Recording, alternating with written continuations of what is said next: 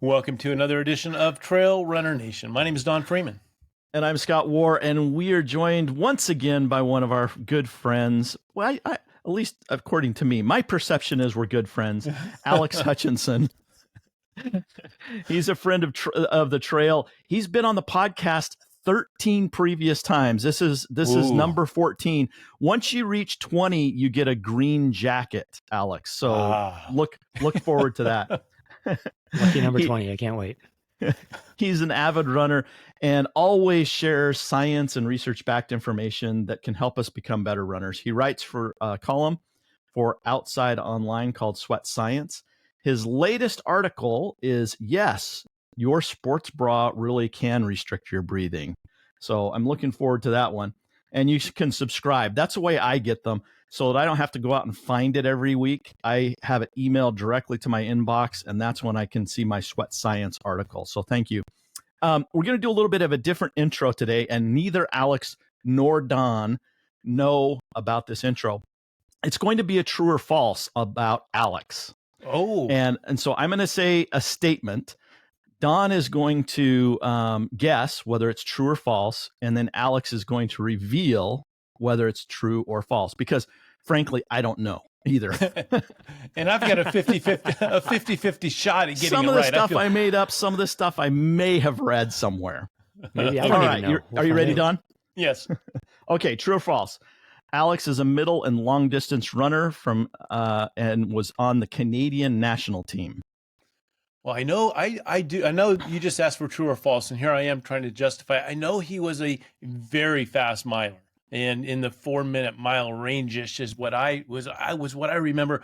So I'm going to say true. Alex? I know he has wheels. True. True. All right. Is Ryan keeping score? Ryan, since I got one right, would you keep score for me? Yeah, if you get 100%, you also get a green jacket. Good. All right. True or false? Alex is a physicist with a PhD from the University of Cambridge. The crazy thing is that's a no-brainer. True. It is Alex? true. Yeah. He's a writer covering technology for Popular Mechanics and adventure travel for the New York Times. No, that's false. I mean, you just listen to his breadth of knowledge in our topic here. How could he be that much of an expert in all things? So I say false. Alex? It is currently false, but those were both true in the past. Oh, so my rationale was off, but my answer was right. I still get a point. We won't go deep down. Did I say he was a writer? Yeah. I started out with Popular Mechanics in journalism school. My very first internship. They Okay. had a really good training there. I'll take he's got a lot of brain power in that head. Oh, yeah. All right. True or false? He's a video game director and designer, best known for his work as creative director for Ubisoft's Assassin's Creed 3 and Far Cry 4. Oh, well, you had me until you gave me the titles, and I just don't see him, working on those projects. I say false. That is false, although there is an Alex. That is a real Alex Hutchinson, and he made some public comments. He's an Australian guy who moved to Montreal, and he made some public comments that people who stream video games, his company got bought by Google. He said people who stream video games should pay for that, and so all the video gamers in the world wanted to attack this guy. And since I'm named Alex Hutchinson, I got a lot of hate tweets on Twitter after he said that. So Alex Hutchinson is that person, but it's not you. It's a different Alex Hutchinson, probably the one you were intending to interview today. All right, true or false? He worked for the U.S. National Security Agency, working on quantum computing and nanomechanics. Boy, you know what? I'm just going out on a limb here. I'm just going to say true, because you end up with a PhD in his area of expertise. I'm going to say he applied it in that area. Yes, I'm going to say true. That is true. That was my final hurrah as a physicist before I decided it was too complicated. I needed a new job. All right, last true or false? Growing up in Toronto, Canada, he lived in the same neighborhood as the popular band Rush's Geddy Lee and Alex Lifeson, and regularly goes to dinner with them when they're in town. He put a twist at the end, didn't he, Alex? I know that Scott is in love with Rush, and I hear about it on every run. Some book he's reading about about Getty or something, and I hear some stories from the past. So I'm sure he looked for that kind of information, probably found it. But going out to dinner, Alex, that would be a hard one. I'm going to say false. I think it's false. I don't think you go out to dinner on a regular basis. No, Getty never returns my calls, even though we're fellow Canadians. All right, that was a fun little true or false, and I learned a little bit about Alex that I didn't know. Before we get into today's topic or game or whatever we're going to be doing, I was going back and looking at the many different episodes that we've done, and was reminded of the first time we had Alex on. And it was after we had read and thoroughly reviewed his book, Endure, Mind, Body, and the Curiously Elastic Limits of Human Performance. We actually read that book, and then we broke it down into 3 episodes. We go over, and on part 1, we talk about the unforgivable minute, the conscious quitter, heat, and belief. In part 2, we go over the central governor theory, pain and training the brain. And in part 3, we went over oxygen fuel and zapping the brain. And then we thought, hey, people, TRN's a pretty big deal. Oh, well, I'm being very sarcastic. Let's reach out to Alex and see if he'll come on. And he did. And so that was the first time we had him on, is after we reviewed in 3 episodes the book. He came on and talked about the book with us again, which we call part 4. That was back in April of 2019. And since then, he's been gracious to come back 14 times. So Alex, thank you so much for just being a friend and sharing your knowledge. Well, thanks, Scott. And I'm very glad that my staff of 17 people completed its vetting successfully and decided that I should come on the podcast. They made a good decision. Your PR team? Exactly. Yeah. My the Toronto branch of my extensive global PR team. All right, Don, tell us what we're actually going to talk about. We're already like 7 minutes into the podcast. Well, good. When it comes to rules, I'm the guy to turn to, because I do have these rules down. And as I got my Sweat Science email, and thank you for sending those, Alex, I do appreciate it. And I'm reading through the articles that were in there. I thought, boy, I'd like to talk to Alex about that one. I'd like to talk to him about this one. And then I thought, you know what we should do? We should talk to Alex about those. And we should only read, Scott and I, only read the title and then predict. What kind of outcomes did Alex find in that? Now, if you know Alex and you've read his book, or you will read his book, you'll learn that he doesn't answer every question. He just gives you more to think about, which is really the best thing of all. But at the end, you think, this guy has really got all the facts. I'm really going to find out the final answer. Maybe I'll skip to the last page of the chapter. As it turns out, he goes, and because of that, there's a lot to think about. I'm like, that's what I came here for. But you think about his favorite answer is, it depends. It depends. That's my only answer. But you learn a lot. It Right. makes you think about it. It makes you uncover things that you never considered. And like all puzzles, and running is a puzzle, it becomes more complex. And the more complex it is, the more interesting it is. And that's really why we love talking to Alex. And so we have 4 titles, and Ryan's going to read them for us. Scott and I have not read the article, and so little prep was good for us. But we're in the same seat as a few of the listeners, so you can play along at home. Ryan's going to read us the title, and then we're going to guess what type of article, what kind of things were brought out by Alex, and that's what we're going to do. So a little bit different than Grab Bag, where titles in Grab Bag or Audio Magazine are a little bit cryptic. Alex, the titles are not cryptic. They're very thought out. They're very to the point. So we're not going to guess what is the article about. We're going to guess, what did Alex find out? What does the research show about that title? So it's almost very close to Grab Bag and Audio Magazine. I mean, they're Drop Bag.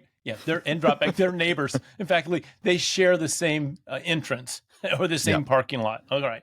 So with that said, are you ready for this, Alex? We didn't really clear this with you. We did tell you the articles we were interested in, just to give you a heads up. Just that's only fair, right? So it is only fair. I will say that I forgot to check them until about 2 minutes before we went online when I looked and realized that one of these articles is from like May 2023. I don't remember what I wrote. So I've briefly, so it could be, an amazing adventure where the answer is, I'm not sure, but I have scanned them. I've refreshed my memory, so I should have a rough idea of what we're talking about. And we'll remind the audience that you're a PhD physicist, so whatever you say is probably going to rule between Scott and I. I can fake it if we have to. Hey, Alex, just remember, it depends.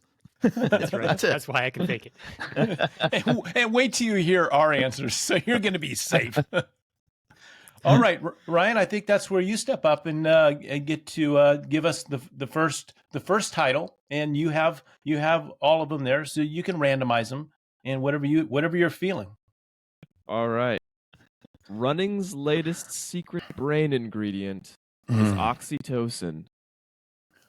Oh, I've got that, Scott. I'll just lead off on that one because this one jumped right at me, and I thought, I know exactly where he's going with this, and here are his findings. So, the bonding between tribes people, mother, child, that magic that happens. There's a hormone called oxytocin. In fact, it helps the milk be released from a mother.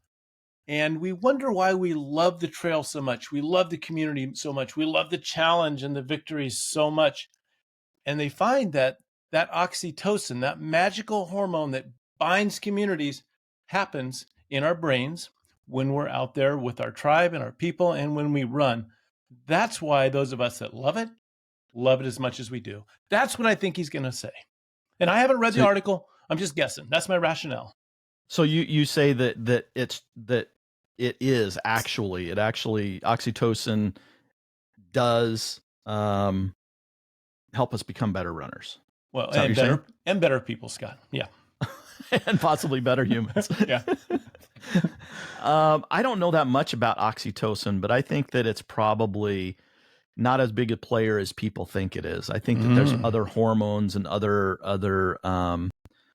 secretions that make us that play into this runner's high and get us addicted to it. So I'll go the opposite way. Two things before you come in there, Alex. Maybe we need to have a rating on this one, Ryan, as Scott's using some terminology here that's questionable. And maybe we've hit this one right on the mark. Alex, I don't even know if we need to review this one. You could say pass if Scott and I have pretty much covered this one. You've come awfully close. You didn't say it depends. You forgot that part because it obviously does depend. Yeah, I wrote about this because I noticed there were like 2 or 3 different studies on running and oxytocin that came out in the space of a couple months.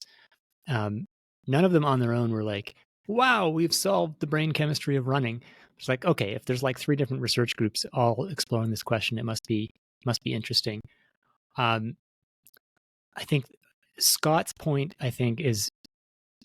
Scott's perspective is in its sort of hedginess, it comes down pretty close to where I would, which is that oxytocin is one ingredient among many. So over the years, there have been a lot of different theories for like, why do people like running? It's such a stupid activity. Why does it make us feel good? And in the 70s, it was all about endorphins and the runner's high. And more recently, there've been and endorphins are sort of the body's version of opioids, essentially. More recently, there's been a lot of research on endocannabinoids, the body's version of cannabis, and that's been tightly linked, like with some good experiments, to experiences of runner's high. So there's like, okay, we got the body's cannabis, we got the body's opioids.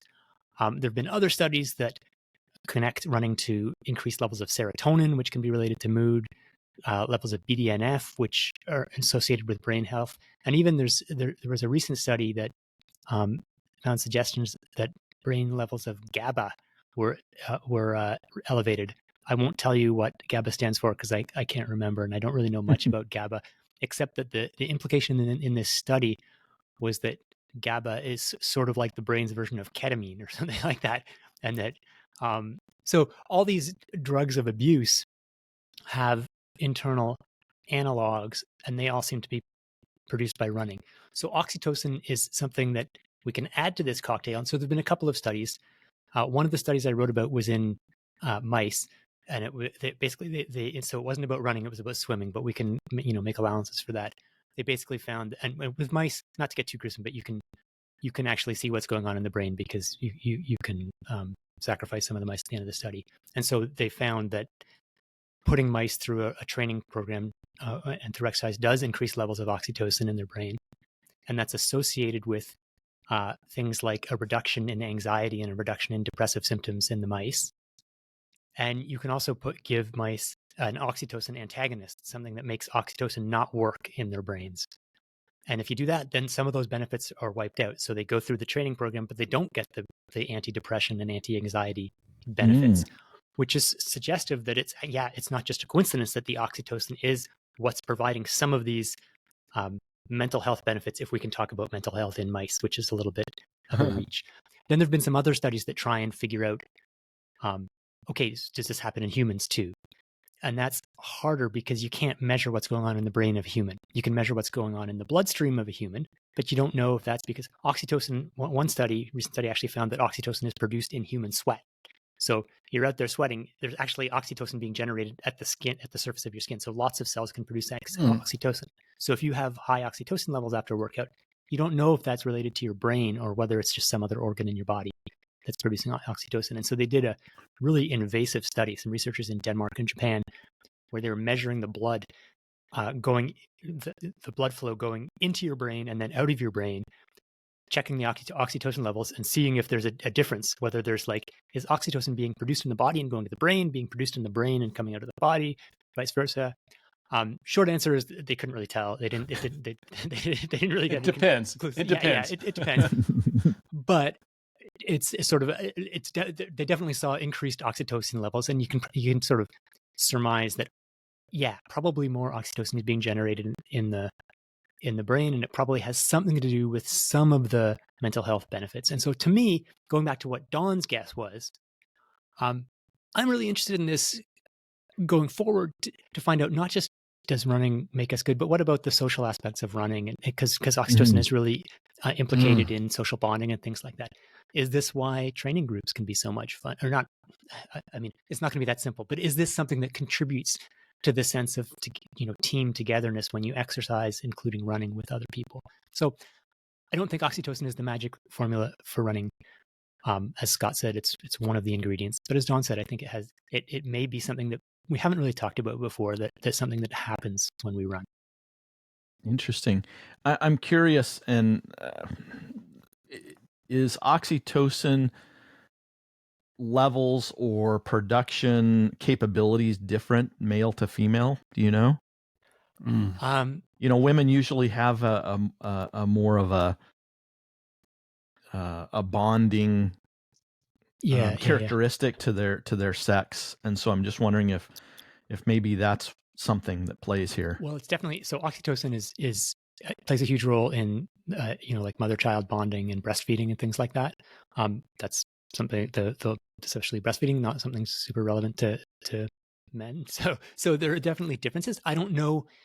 So there are certain sex-specific roles for oxytocin. Now, when we go for a run, I don't know if there are differences, whether women produce more oxytocin than men, or even in a social. If you go to a cocktail party, I don't know if you're talking to a friend or whatever.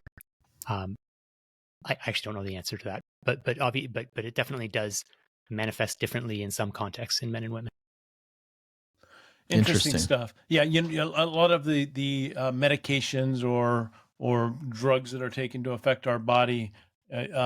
We have receptors there for them. Otherwise, they wouldn't be effective. So the body produces a lot of these things naturally in different environments, and we figured out how to synthesize them and make them very available. But they have to land somewhere and attach somewhere to be effective. So I don't think there's anything new. We're just discovering how to create some things that do have a stimulus or can turn up or turn down different activities in our body. So I think the body is still amazingly elastic and creative.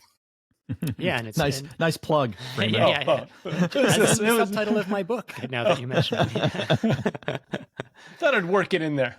I appreciate it. All right, Brian. Let's go to the next one. Well, I was going to say, please. I don't think we're going to be seeing synthetic oxytocin as a performance enhancing drug in the near future. Maybe not performance enhancing.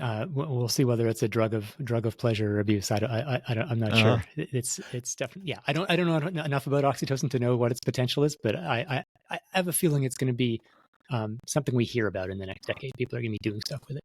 But the more you love what you're doing, the better you are at doing it. And so there may be a market. And I'm not going to close the door on a company coming out and whisking us off our feet. Is that the word?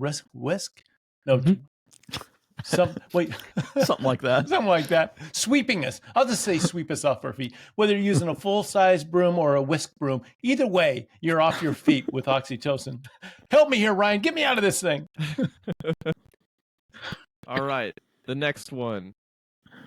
Can strength training protect you from running injuries?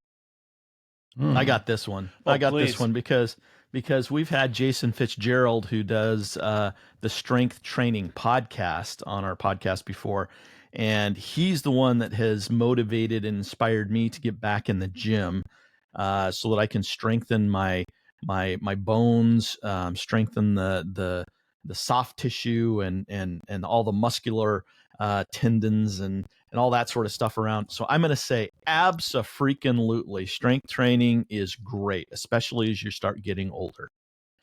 So I'm gonna throw, just because you gave me a little bit of time, Scott, and the first thing I think of with strength training is going to the gym and putting the barbell and putting it on my back and going up and down, right? So I think about cycling.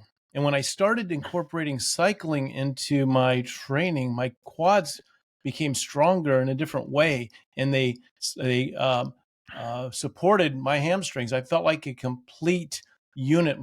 Below my waist, I could feel, but my quads and my hamstrings were much more of a complete system because I trained them riding a bike, which was pushing down on that pedal, and of course sliding at the bottom and pulling up. I was locked in, so I was trying to get the complete cycle there, but I could tell when I was only running that it was an imbalance. And when I started getting on a bike, which wasn't a barbell, it was a different experience and a good one. And I think that would prevent some injuries. It certainly made running more fun. So that's my answer. Is that your final answer? Final answer. But I'm leaving room for a further comment down the line. Go ahead. No, yeah, that's my final answer. I'll just start by saying, Scott, it's a great idea if you want to get a completely unbiased view on whether strength training is good for running, to call the guy who runs strength running, because of course he's and I say that as a joke. Jason's great, and I've chatted with him many times. But in fact, his perspective is probably pretty similar to mine, which is that it makes a lot of sense to me that strength training is. I mean, to be fair, you guys ran with the idea of like, is strength training good for running? And that's not what the article was. The title was more specific than that. Injury. Is it going to prevent you from getting injured? Not is it going to make you feel like your body is functioning as a holistic system working in harmony with the universe, but is it going to actually reduce the number of injuries you get? And that's still say yes. I still say it is. And I didn't mean universe. You put universe on. You threw me. I think you misinterpreted what I commented when you put universe. I could see that deliberately. I deliberately misinterpreted. All right. But and let me go a step further. If you're trying to guess what the article said, you're not just trying to guess does strengthening reduce injuries. You're trying to guess, is there evidence that strength training reduces injuries? Is there evidence that would push me to go beyond it depends? So you may wish to revise your answers, with these hints in mind. No. So to cut to the chase, there was a meta-analysis in the journal Sports Medicine, run by a guy whose name I don't actually know how to pronounce. I always thought it was Rich Blagrove, but I actually was talking to another guy recently who said he thought it was Blagrove. So my apologies, Rich. But he's one of the world experts in strength training for runners. He's in Britain at Loughborough University, consults with a lot of top athletes. So they were like, let's bring together. And he is just speaking of like, who do you ask if you want an unbiased view? He's the author of a book called Strength and Conditioning for Endurance Running. So he believes in strength training. But he said, let's actually check the evidence. So he combed the literature for all the existing studies that look at basically exercise programs to reduce the incidence of running injuries. And there were really not many studies. I think I'm scanning down. It was 9 studies he was able to include, because some of the earlier studies that have looked at this, they tend to be with like military recruits. They're doing like a little bit of running and a lot of crazy other stuff. And every time they get injured in the studies, it's like, well, that's a running injury. It's like, no, if you're on the ropes course and you fall and hit your head, that's not a running injury. That's something else. So he only included studies of people who were mostly running and whose injuries were related to running. And the upshot of this meta-analysis was basically they couldn't tell whether there was any benefit of these strength training programs or these exercise programs of reducing running injuries.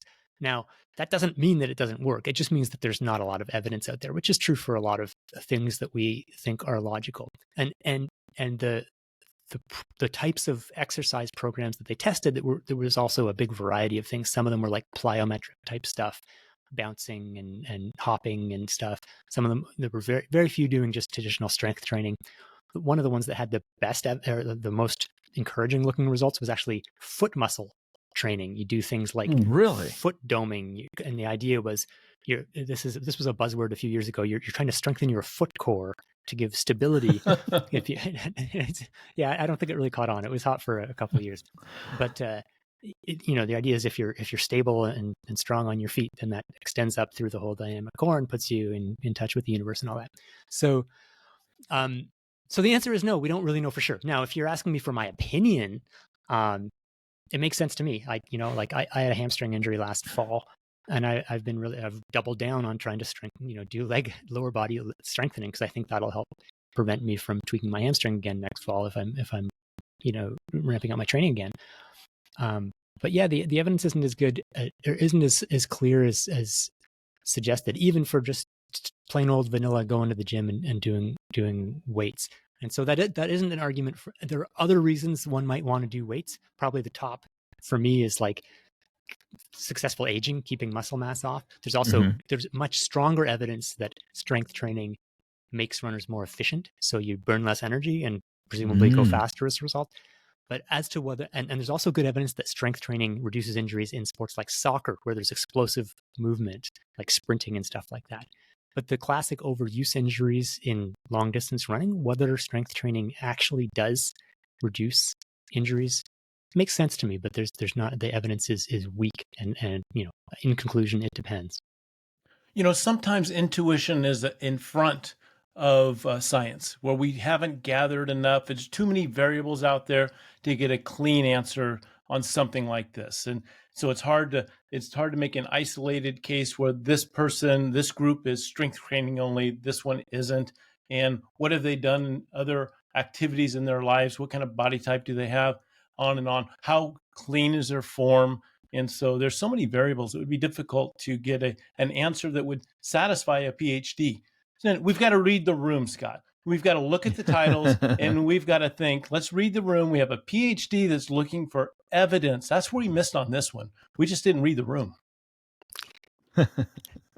You'll get it next time. I have faith. Hey, and for people that aren't subscribed or follow our Instagram account, I'm going to start doing some foot core exercises, and I'll be posting my six-pack, my foot six-packs on Instagram in the coming months. Trust me, when I wrote about this, I wanted to include an explanation of an example of a foot core exercise. So I was Googling, and man, you don't want to see the photos of people doing foot exercise. Like, oh man, I didn't want to Google that. But the foot doming exercise, it's called the foot doming exercise, or the short foot exercise. Basically, you foot flat on the ground, and you try and pull your toes towards the heel so that the middle of your foot comes off the ground. But anyway, yeah. Weight bearing, you do that? Yeah, I don't know. I'm not a foot core expert, but yeah, I think so. I think you're standing up. I mean, you can have your weight on the other foot, so it's not but it's more. Yeah, I don't think it's about it. I don't think the point is that you have to have the weight on your foot. The point is that it's quite hard to pull your toes into this domed position. It's a progressive build. You start non-weight bearing in a chair, and you gradually work towards full foot dome, full weight bearing. Some people get from chair to pool and do some pool work. There's a lot of ways to do it. I don't know. All roads lead to the Foot Dome Olympics if you get that far. If you've seen an elite foot domer, you've seen it all. And it's impressive. You were a bodybuilder at one point, Don. What exercises were you doing for your foot core? I didn't have a pose for the foot, and then that's probably why I had to heavy quit. weights, high reps, low weight, heavy weight, low reps. What works best for the foot? Genetics has a lot to do with being successful in bodybuilding, and I just didn't have the foot genetics that I needed to get to the next level. I hope people listen to this podcast. I hope Alex is listening. All right. Okay. All right, Ryan. All right. The next one, 10 rules for altitude training. If you guess 8 of them, I'll give you full marks. Oh, no. Well, then I'm passing on this one.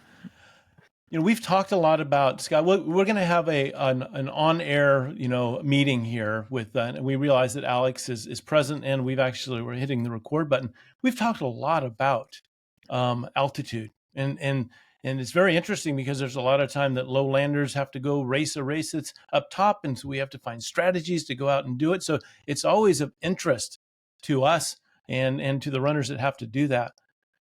And one of the things that we have talked about is heat training, that there's some similarities between the adaptations the body needs to make in heat, and then we can take those adaptations and move them north to some altitude. So I think that's one of them. Have you got some ideas, Scott, that besides that? I was just thinking back when we had Ryan Hall on the podcast, and back when he was, I believe, in high school training. He lived up in Mammoth Lakes, high altitude in California. Yeah. And would train up there at low heart rate, slow pace. And then they would go once a week down to sea level. So I'm thinking that one of the rules for altitude training is to train at lower heart rates at high altitude. Huh. I think, I thought you were going with the low high is live low, train high. And there was some good adaptations with that, but I don't know. No, it's the other way around. Live high. Oh no, live high, train low, race low. No, I don't know what it is. Well, Alex will straighten us out. Alex, I think we bailed at 1.5. Well, in some places 1.5 out of 10 is considered very good. So well done. Yeah, Baseball. Okay. So first, yeah, exactly. You'd be at least in the minor leagues if you could bat 150. So Don, your first point was right on. So let me give you a little context first. This article, you unfortunately didn't read the subtitle, which didn't give you help.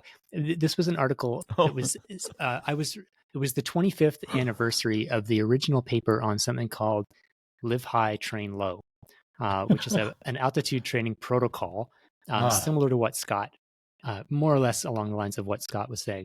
The idea being that you want to gain benefits and to do, for instance, to increase the amount of red blood cells you have to carry oxygen to your muscles.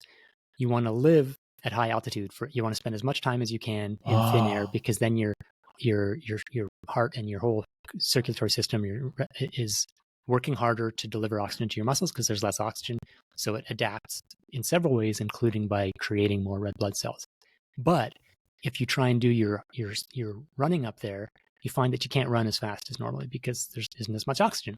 So you'll get slower and slower because you're not doing any speed training. So as you were saying, Ryan Hall did, you would live at altitude and you would do your easy running at altitude, but once a week, twice a week, maybe even 3 times a week, probably twice a week, you would go down to closer to sea level where there's more oxygen and do your speed workout, your track workout, or your race pace work or whatever. And so actually this is why the sort of most famous altitude training locations in the world tend to be places where there's a steep gradient. So you can drive down from Flagstaff to Sedona, for example, to do speed work without spending all day in the car. So Live High, Train Low there was a paper back in, I think it was 1997 that experimented with this, and quite a detailed experiment where they had different groups doing like live high, train high, live low, train low, live whatever. And live high, train low seemed to be a good way of doing it. And so what they were making the point in the paper, they were like, In 1996, American distance runners had 0 Olympic medals in Atlanta. And then by Rio in 2016, they had 7 medals between the 800 meters and the marathon. And according to the scientists who developed the Live High, Train Low protocol, they felt that actually implementing this, which is what a lot of, basically all, not all, let's say 90% of elite distance runners now will include some Live High, Train Low in their program, and they feel that was a big difference maker. And so then they said, okay, 25 years of Live High, Train Low, what have we learned about how to implement it? Because the thing is, there's been other studies that try and replicate those results and find that actually Live High, Train Low does not do anything, or doesn't do anything more than you would get just from, because often when you go to altitude, you'll take athletes, send them for 3 weeks to live in a mountain town and train, and then they come down and they do really well. It's like, well, you could send athletes for 3 weeks to a vacation resort on the seaside at sea level and give them nothing to, if it's a small town, they've got nothing to do but train, they're with their friends and, no work stress. They'll come back, they'll be faster. That's called the training camp effect. Good point. So it's very hard to distinguish whether altitude training really helps. And there's some controversies about that. So these 10 rules are basically like, okay, if you really want it to work, here's what you need to do to make sure it does work. And rule number 10 was more or less what Don said. It talking about there are other ways to get cross adaptations like heat. So you could, and there's some other things you can do. You can throw in some short sprints at altitude and stuff. But this idea of heat training and altitude training producing some of the same adaptations is an avenue. One of the things that they were suggesting as a thing to pursue. And I won't belabor the point. I won't go through all 10 rules, but there's other things like you want to get the altitude right. You usually between about 6,000 and 10,000 feet is where you want to be. Below that, you're not getting enough stimulus. Above that, you can't sleep and you can't recover because it's just too darn high. You need to have enough iron levels, sufficient iron levels. If you're already low in iron, then your body won't be able to make more red blood cells and you'll just get more and more tired. And there's a bunch of other things like that go into. There's more to it than just buying a plane ticket to getting benefit from altitude training. You have to think carefully about how you're implementing it. And there's more to it than just listening to this part of the episode. Go out and read the article because it's all written there. He lists all 10. So, go out and sign up to Sweat Science emails like we have so they can flow into your inbox and he feeds you this information. Now, Scott, I owe you an apology because I took that half point because, I assumed that 1.5 points. I assumed the point was in full was mine for that observation of the cross adaptation. And then I confused your answer and called you out on it and gave us a half a point. I'm appealing to the Judge Ryan at this point. I would like to appeal for the full point for Scott's answer. So there's 2 out of 10, which may raise our batting average even up a bit more. So Ryan, does that fly with the judge? We may be called up to the pro league. We could. Major league. So accept my apology. The Mendoza line, is that batting 200 or is that batting your weight? I can't remember. Anyway, we're somewhere near the Mendoza line here. All right. The next and last article. How long do super shoes last? Here's what the latest data says. You never get bored of shoe discussion when you're a trail runner. That's for sure. So you want to go, Scott? I've got an idea, but the gentleman that I am, and the fact that I took a half a point from you, I would like to extend this first answer option to you. I'm trying to remember. Do we have a pair of super shoes? Well, every shoe I get. Well, yeah, I think they've got some I think carbon we do. in them. Yeah, I think so. So I'm going to say that they actually last longer because carbon doesn't compress. So that carbon plate, which is, I think, the main thing that makes a super shoe super, carbon's pretty hard. I don't think that it breaks down unless you're, put it out in the sunlight directly and UV rays get to it and it gets brittle. I don't even know if that happens with carbon. I have no idea. No, but I'm going to say they last longer. What is the normal mileage for shoes? The old rule of thumb, was it like 500 miles, 300 miles? I'm going to say it's double. So I'm going to say, yes, they last 600 miles. Well, I'm interested in what Alex is going to tell us because what I'm going to fast forward this if you don't want to put any bad information in your head. So, get past this part. But I think that as runners, we retire shoes early. I think that we're so excited to get something new, to strap on something that's going to magically make us faster or make us happier. But they're both important. I think we go out and buy a new shoe before we actually need it. And here's some of my rationale is I don't remember when Born to Run and, running barefoot or put a piece of athletic tape on your forefoot and that's all you should need and run on that, right? When people were doing that and then they're replacing shoes at 300 and 500 miles. And I'm thinking there's a miss here. Do we really need to be replacing the shoes this soon? So I think my non-answer is I think we replace these things too early anyway. So that's my answer, and that's my answer for that article. But I'm really interested to see what Alex has to say. All right. So Don, you dodged the question pretty effectively, and hey, I was going to ask him. I said, but you didn't answer the question, Freeman. But yeah, I mean, compared to Scott, you're still ahead of the game. So it's better to say nothing than to reveal. No, guys, the answer is it depends. Come on, right? It depends. We missed that, Scott. Read the room. It's all over the map. But so look, let's start with a little bit of super shoe definition. What is a super shoe? There's a name in the scientific literature now. They call it like advanced footwear technologies or something like that. There's a few different elements. The carbon plate, the curved carbon plate is one of them. Carbon fiber plate. The other element is a thick layer of lightweight foam. And that is what basically enabled. So the curved carbon fiber plates have been around since the 90s, at least. In one form or another, but they didn't quite take off. And part of the reason was in order to fit a curved carbon fiber plate in your shoe, you have to have a thick sole. And if you have a thick sole made out of EVA, which is what shoes have been made out of since the late 70s, early 80s, it weighs a ton. So it's not very much fun to run in, and it slows you down. And so one of the big advances in the last, let's say, 10 years now is advanced foams that can be thick and resilient. That is, when you squish them, they spring back and push you forward, but they're also super lightweight. So you can have this, you know how shoes look. They all shoes look like Hoka's now.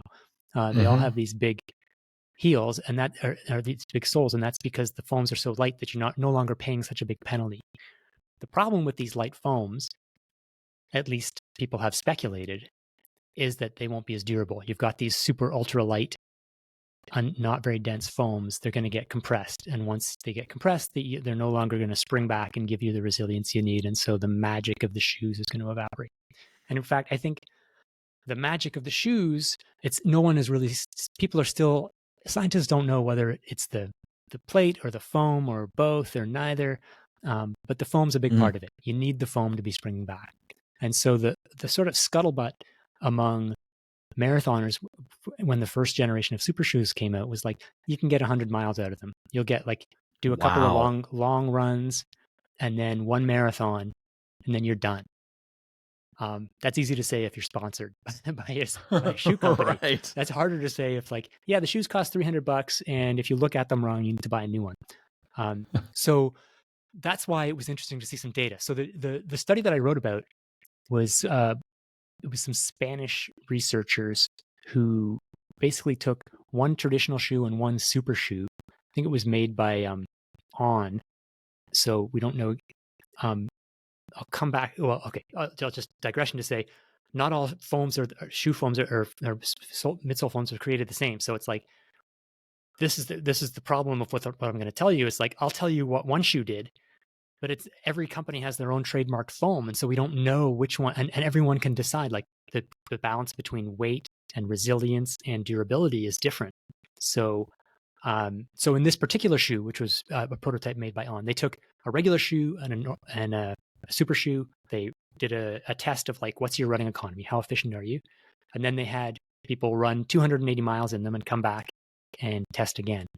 And what they found is after 280 miles, the super shoe, so at 0 miles, the super shoe was more efficient than the regular shoe, which is a result we've seen over and over again in recent years. At 280 miles, they were basically the same. So the regular shoe hadn't changed.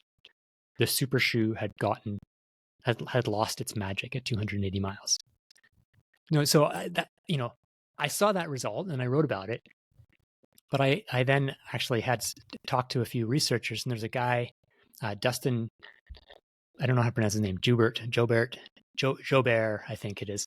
He's a Cajun last name, but he's at the University of Texas now, and he is a hardcore runner, and so he tests on himself. He's done some studies on super shoes, but he also just tests his own shoes periodically just to see what's going on. And he said after 400 miles, I think it was, with Nike Vaporflies, he hadn't seen any loss. They were still working fine for him. So here we've got sort of two diametrically opposed results, which is why in this case I think it really is justified to say it depends, or maybe that's a sort of a nice way of saying we don't really know. Now, in this article, I sort of went back and looked at some of the original data that on old school shoes, like from the 80s. Where's the 500-mile rule come from? They did studies where they had people. There's a 1985 study where they had a bunch of people run in shoes, and they also had basically a robot running machine. They put the shoes on the runners, tried to simulate running, and like, hey there, in like 4 days, we put 500 miles on these shoes, and they plotted the resilience of the shoe, or the bounciness of the shoe. And what you can see is that it goes down pretty sharply for the first couple hundred miles, and after about 300 miles, it kind of bottoms out. So on the one hand, you could say, wow, shoes are dead by the time after 300 miles. On the other hand, you could say, well, if your shoe's fine at 300 miles, it's probably going to be fine at 600 miles and at 900 miles too, because it's not changing much after that, as long as like the top hasn't fallen off. So, and Alex, I want to interrupt about that robot. There's no rest, and I don't know if that EVA that if it expands again, and if you run for 300 miles straight, it's going to be fatigued, but give it 24 hours in between runs, and maybe you've got something. I don't know. Did they factor that in? That's a great point. Or if those shoes live high and train low, in the higher altitude, they're able to expand more. That's right, and it absolutely is. Okay, Scott's just talking nonsense, obviously, but Don, you are I get a point. Yeah, saying valuable things. It takes more than 24 hours for a shoe to return to its sort of original shape. So personally, I have 3 pairs of shoes on the go for my normal running these days, and I'm not like. Sometimes I pick them more or less randomly on a given day, so I may run in the same shoe twice in a row, but I basically rotate between shoes. There's a little bit of evidence suggesting that people who rotate between not just 2 pairs of the same type of shoe, but 2 different models of shoe are less likely to get injured than those who run in the same shoe every day. That's just one study, but it was a pretty good study. It was a randomized one. Will that help the durability? Some people think so. This is definitely an it depends kind of topic, but I guess my personal, as a very cheap individual, I tend to run in shoes until I can feel there's a difference. Like, so some of the shoes I'm running in right now are a couple of years old. I mean, because I have multiple pairs, so it's not like I'm putting huge miles in them. When I start feeling creaks and aches and pains, I change the shoe, but I don't like replace them after 300 miles or 500 miles or anything like that necessarily. Well, go ahead, Scott. I was going to say, do you find, I actually find that I have to get rid of shoes now because they're falling apart. It just seems like the uppers are not as well made because they're using lighter weight stuff. And I can continue to run in them, but there's like 2 gigantic holes that my toe's starting to come through. Maybe I need to cut my toenails. I don't know. But I found that they just don't last as long. I get a little bit of that. I also, I just because of where I live, I do a lot of running on paved trails as opposed to soft stuff. And I have a pretty hard heel strike.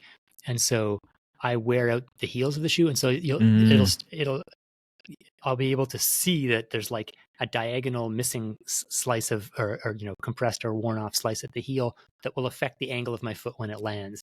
And I think when that gets too pronounced, that's what starts to affect my biomechanics a little bit. So for me, it's like 99% of the shoe is fine. but the heel angle is being messed up because I'm landing on my heel. So I look out for that, and I can kind of feel that. So for the shoe buyers out there, the gear junkies, we've got to like this conversation because you have encouraged us to go out and get a couple more pairs of shoes to put in rotation. So I love that. And then it also made me think that I shouldn't buy all three pair at once, really, even though I'd like to. It's good to kind of stagger them so I can feel the difference. Like this shoe is kind of fatigued, doesn't feel good anymore when I compare it to my newer model. Like the old story about with the frog in the boiling water. You start it low and he stays in there and it's too late to get out. And so I think that 100%. I think that's actually a really good point. And if nothing else, you'll do 1/3 or 1/2 of your runs in fresh, bouncy shoes. Yeah. And rather than all your runs in fresh shoes and then 6 months later, all your runs in basically that piece of athletic tape taped to your foot or whatever. So now I'm starting to see that the marketing, there's a marketing message out there, and I think it's coming from the same school, because change your shoes at 300, change your oil at 3,000. I mean, they're pretty obvious. They're not missing the mark by much. They add a zero. They said that's for oil. They take the zero away. They said this is for shoes. So I think it's a big push on sales and marketing teams that have put these numbers out more than science. Yeah, I don't think there's any doubt about that. I mean, if I were running a shoe company, I'd be giving advice to, you better change the shoes pretty frequently. I mean, I think it is possible that sometimes people, shoes do wear out, and some people have biomechanics such that they can run in a shoe. I mean, some people can run barefoot, right? So if the shoe is doing its job for you, no problem. Mm-hmm. For people who keep running into injuries, that's a different issue. And then we've also, I've been guilty here of conflating a couple of different things, because what they were looking at in the study that I was talking about was actually running efficiency or running economy. How much energy do you burn? And that's different. It may be that you can run in a super shoe and it will be perfectly fine for running in and won't get you injured and everything's great about it, but it's 1% less efficient than it was 6 months ago or 500 miles ago. And then you have to decide, do you care about 1% in efficiency? And for training, the answer may well be no. Why would I care about 1% efficiency? If you're going to run a race, then maybe you become a little more sensitive to, like, okay, maybe there's the invisible change in efficiency that I can't detect. And that's where it's hard to, I can tell when a shoe feels different to me, but there's no way I can tell whether I'm 1% less efficient. There's also, for race day, a psychological effect too. I mean, you put a new pair of shoes on. I mean, that you feel like you're superhuman. I remember back in the day, back when I was young, the PF Flyer, that shoe. If you put the PF Flyer on, you could race cars, trains. You could near leap over the building because they were built to move, and you felt it when you put it on. It's like, I'm going to put these on. I'm going to go out front, and I hope nobody watches and asks questions like, what happened to that kid? Because look at him go. That was the PF Flyer experience for me. And when you put a new pair of shoes on and you love them, when you love that shoe, you perform better that day. And there's more than 1% performance difference when you love. I think there's some oxytocin involved. When you're hair bonding with your shoe. Way to come back around, Freeman. I love it. I was looking for that opportunity. I will say that, these new foams that are super light, super resilient, you can, I'm much more aware now when I put on a new pair of shoes. It's like, oh, that's soft. That's nice. Whereas, 5 years ago, I'm not a shoe guy. So as long as it's keeping the snow off my feet, I was happy. But now it's like, ooh, that's actually quite nice to go from a dead shoe. But you can only get that experience if you actually deaden your previous shoe. If you're always running in good shoes, it's like the frog in the water that never changes temperature. You don't realize how good you got it. So you mentioned before that different companies, and I don't know if you mean EVA manufacturing companies or shoe companies, and probably for this question or comment, probably doesn't matter. But there are different ones. Let's agree on there's different EVAs out there that perform differently, and some may perform better than others. Like Coca-Cola does have their secret recipe, and nobody knows it except, it's in Grant's tomb, however it goes.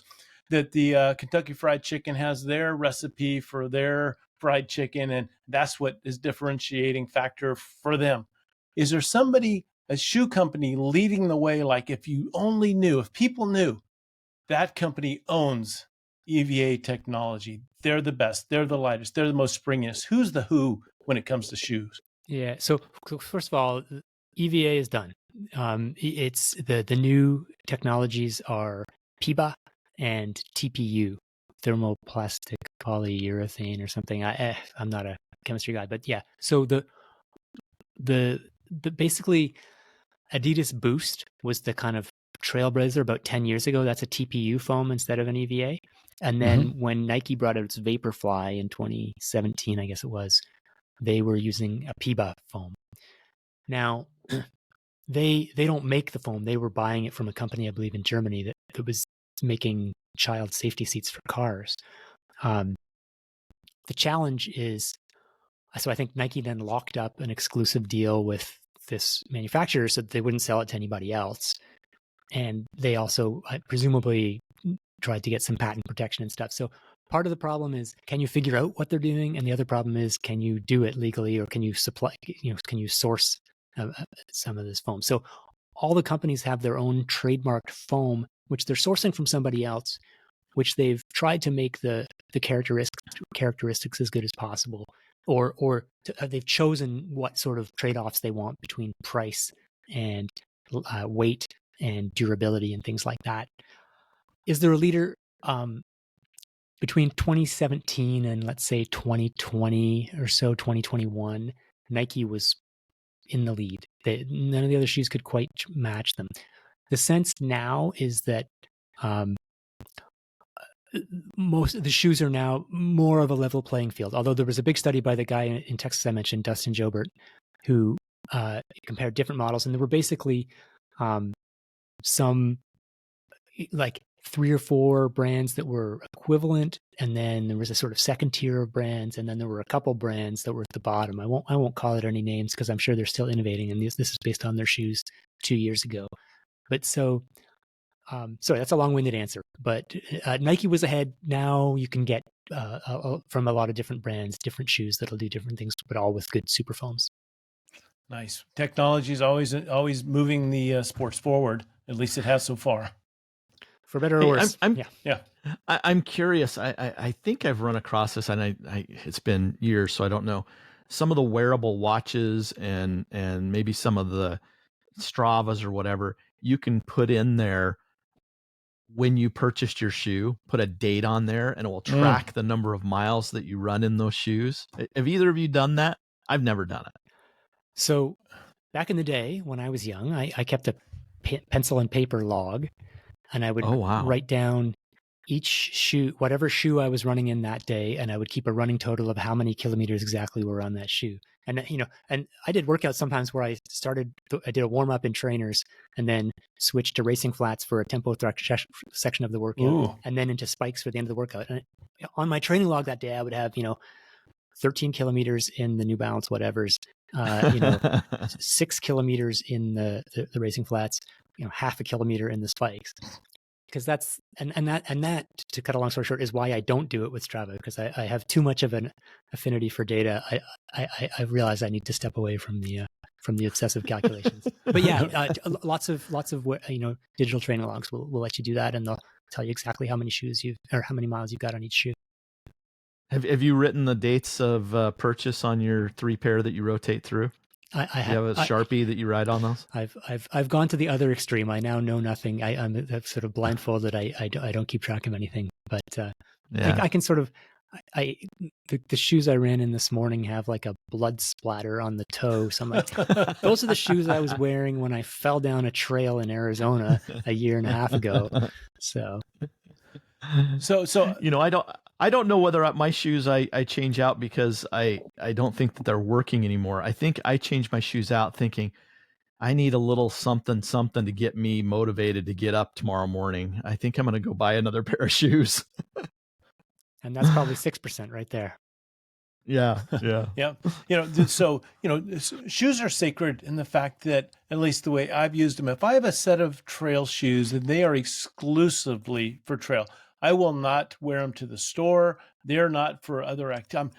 Walking around the block on the concrete. Not that they can only go on dirt, but the fact that I use them for something else. I don't want them to see another side of life. I want them to see, turnover. We can hike up hills, doesn't matter, but I want them not to see the life outside of trail. And once they retire, then they can mow lawns, they can go go do just chores.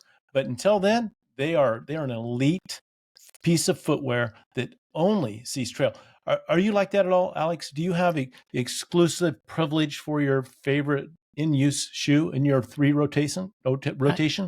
Absolutely. And it's like occasionally I'll do something like, I have a doctor's appointment way downtown. I'll just run to my doctor's appointment or run from my doctor's appointment, depending on whether I want to inflict my sweat on the doctor. and then so I'm taking the subway home and I'll feel like, oh, this is bad. I'm putting in sort of non-running miles on my running shoes. Yeah. And, the rational part of me is like, what's the problem? But some part of me finds that, not right. And it's like, completely wear out the shoes by doing, 1 mile of walking. And that's what's healthy. Alex, I want to paint a picture for you, just to paint a picture. Tomorrow is Saturday, and Don and I will be going out on a run. And this is the picture. We say we're going to meet at the trailhead at 8. So he shows about 8:15. No. And then we pull up and story. We pull a story, up, Alex. And all of a sudden, somewhere in the ether, the music starts playing from Mr. Rogers' Neighborhood, and Don gets out of his car. And he has on some foo-foo slipper shoe or something like that. And he sits on the trunk of his car and he takes off the foo-foo slippers. And then I have to sit there and watch him take the foo-foo slippers off and put on his running shoes. Like Mr. Rogers did. He came into the house and he switched shoes. That's the picture I'm trying to paint right here. Don is so obsessed with not wearing his running shoes that he can't even walk from his house to his car and from his car around to the running. He's so vigilant. Well, it's the gas pedal. You could wear out one shoe quicker than the other. Sure. Oh yeah, absolutely. There's uneven wear. Scott, I had a comment, but after you said that, I know when to fold my cards. Like, I'm not going to beat that straight flush. That was a peak end. Yeah, that was a peak end of the episode. My full house doesn't have any business here. Hey, Alex, thank you so much. We appreciate you always when you come on. If you've made it to the end of the podcast, I'm gonna put Alex on the spot, and Alex, you can tell me if Ryan needs to edit this out. We know you've been working on a new book. What's the status? It was due just over a year ago. My editor finally put his foot down, and I submitted a first draft about 2 weeks ago. Oh, congratulations! Nice. So we'll see. I'm waiting with bated breath to hear back from him. I know that it's got a good 3 months of more work to do on it. It's not quite where I want it to be, but it may well be that the word back from the editor will be I should start alternate skills training or something like that. But yeah, so it's approaching. It's getting there. I'm hoping that it will be out sometime in early 2024. But yeah, it's been a long road. The U.S. NSA may still have some job openings in case that doesn't work out, but you'll let us know. You'll let us know when the book does get released, and we'll make sure that we have a nice episode where you can talk about it. I will be banging down your door. In the meantime, if you haven't read the amazing book "Endure: Mind, Body, and the Curiously Elastic Limits of Human Performance," I can't even say. We never get that right. Or if you haven't read it in a while, this is a book that you can reread or re-listen to multiple times because there's just so much good information there. I would recommend getting a new copy each time, though. Oh, absolutely. It gets worn out. The foam in the book gets worn out once you've read it. So you just throw that one out. Absolutely. Buy a new copy. From the same marketing department as your oil changing company and your shoe company. After 300 pages, it's just no good. It's that same number. They can't change it. They're stuck. Hey, go grab a pair of shoes, lace them up, and run. Mas.